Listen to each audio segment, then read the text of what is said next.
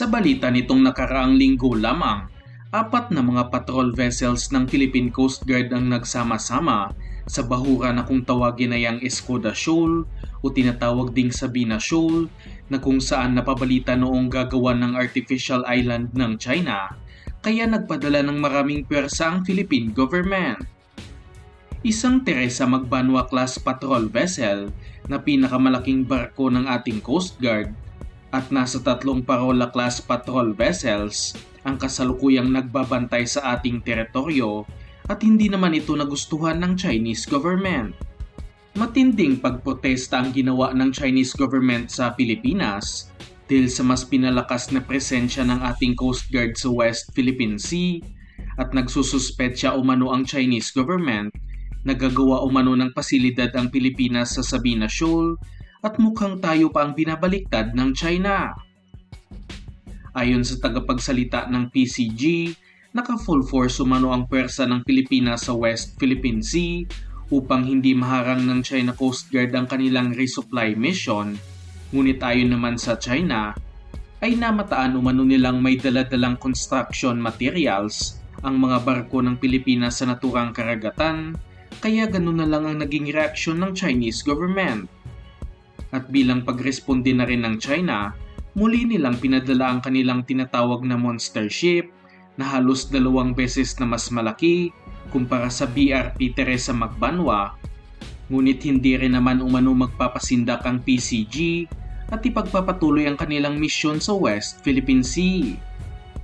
Ang matindi pa dito ay nakadetect ang Philippine Air Force ng nasa 4 na raang unidentified aircraft sa ating Air Defense Identification Zone at maaaring karamihan dito ay Chinese aircraft dahil sila lang naman ang palaging nanghihimasok sa ating teritoryo. At sa balita nitong buwan lamang, sinabing nagpahayag ang Estados Unidos na nag-offer silang tutulong umano sa resupply mission sa Ayungin Shoal dahil sa wala na sa kontrol ang nagiging aksyon ng China. At nabalitaan pa nga nating may naputulan ng daliri sa isa sa ating mga sundalo nung nagkaroon ng komprontasyon malapit sa BRP Sierra Madre.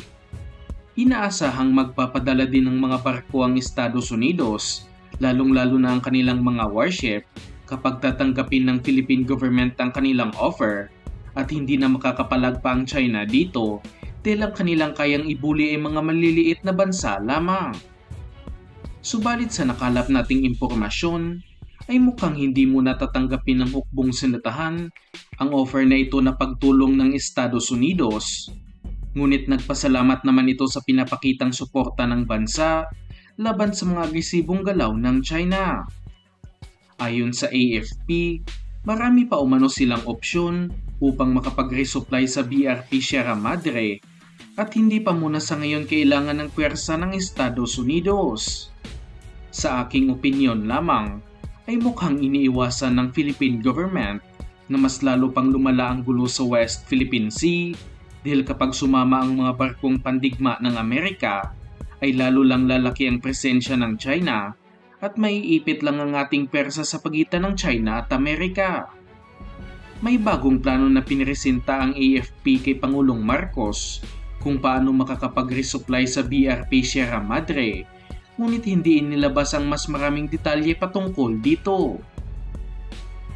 Isa sa maaaring bagong paraan ay ang paggamit ng heavy lift helicopter, katulad na lang ng Chinook na kayang magdala ng halos 12 tonelada, kaya marami-raming supply ang kayang i-deliver sa isang lipad lamang. Sa kasalukuyan, gumagamit lamang ang Philippine Navy ng AW-109 utility helicopter. Ngunit nasa lagpas 1 tonelada lamang ang kaya nitong dalhin, kaya hindi rin gaano karami ang madideliver nito sa BRP Sierra Madre. Tinitiyak naman ng Kongreso na magiging fully funded ang AFP Modernization Program sa susunod na national budget ng Pilipinas at umaasa tayong mabibigay na nila ang hinihingi ng Department of National Defense na nasa 110 billion pesos kada taon upang mabili na nila ang kailangang defense equipment ng ating hukbong senatahan. Ayon kay House Speaker Martin Romualdez, sisiguraduhin niya na magkakaroon ng sapat na budget para sa pagbili ng mga bagong aircraft lalong-lalo na ang mga multi-role fighters na inaasahang mapipirmahan na ngayong taon, mga advanced radar systems upang mabantayan palalo ang ating airspace at territorial waters, at iba pang mga state-of-the-art equipment. At sa aking opinyon lang din, ay dapat bumili na ng tinatawag na seaplane ng Philippine Navy na isang klase ng aircraft na kayang maglanding at lumutang sa gitna ng dagat, at isa itong game changer sa pag-deliver ng supply sa BRP Sierra Madre. Kamakailan lang ay nagkapirmahan ng bagong defense agreement sa pagitan ng Philippine government at Japanese government, at sa pamamagitan nito ay dapat gamitin ng bansa ang oportunidad upang makakuha pa ng mas maraming mga assets at mayroon ding sariling gawang seaplane ng bansang Japan. Ang tawag dito ay ang Shinmeiwa US-2 aircraft na kayang magdala ng nasa 15 tonelada na payload na pwedeng gamitin sa pagdala ng construction supply upang ma-repair na talaga ng husto ang BRP Sierra Madre. Sa ngayon, hinihintay pa natin kung tutuhanin nga ba ng ating gobyerno ang kanilang sinabi na magiging fully funded na ang AFP Modernization Program, at umaasa tayong mangyayari ito sa lalong madaling panahon.